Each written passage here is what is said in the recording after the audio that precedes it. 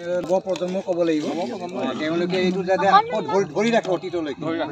ধৰি ৰাখক তাৰে আশা কৰিছোঁ আৰু এই যিটো আমাৰ ভোগালী বিহু এইটো যদি আমি কেনেবাকৈ যদি আমি আন্তঃৰাষ্ট্ৰীয় দৰবাৰলৈ ঠেলি পঠিয়াব পাৰোঁ তাতকৈ আৰু নথৈ আনন্দিত একো নাই নহয় জানো আৰু আমি যিহেতু আলহী আহিছোঁ এই আলহী আমাক কি বুলি কওঁ আমি সুলভ মূল্য মানে সুলভ ভাষাত ক'ব গ'লে যিটো সাক্ষাৎ এইটো হ'ল অতিথি দেৱ ভৱ অতিথি দেৱ ভৱ হয়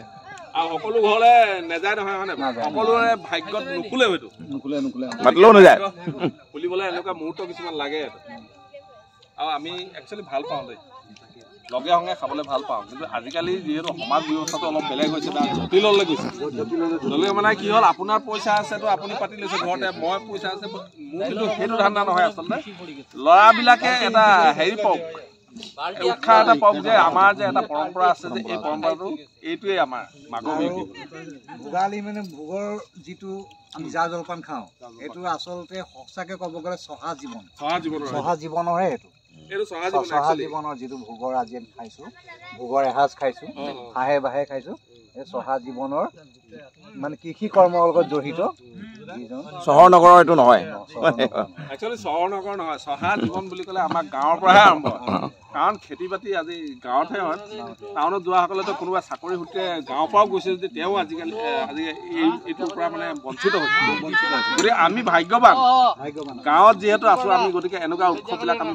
পালন কৰিছোঁ যে আমাৰ নিজৰ কৃষ্টি যে অকণমান ৰক্ষা কৰা এটা অৱদান আমি দিব পাৰিছোঁ গতিকে সেইটো আমাৰ কাৰণে বহুত ডাঙৰ কথা এইটো যে নৱপ্ৰজন্মই ধৰি ৰাখিব লাগিব গতিকে নৱপ্ৰজন্মই এতিয়া বেছি উন্মাদ হ'ব নালাগে কিন্তু কিছুমান আমি এতিয়া ধৰি লওক আমি মন নোখোৱাকৈ ডাঙৰ হ'লোঁ গতিকে নৱপ্ৰজন্মৰ এটা বেলেগ এটা কিবা অত্যাধুনিক বেছি হৈছে যে সেইটোলে নহয় আমাৰ পৰম্পৰাখিনি কেনেকৈ ৰক্ষা কৰিব পাৰি সেইটো চেষ্টা কৰাটো উচিত কেনেকৈ ধৰি ৰাখিব লাগিব ধৰি হ'ল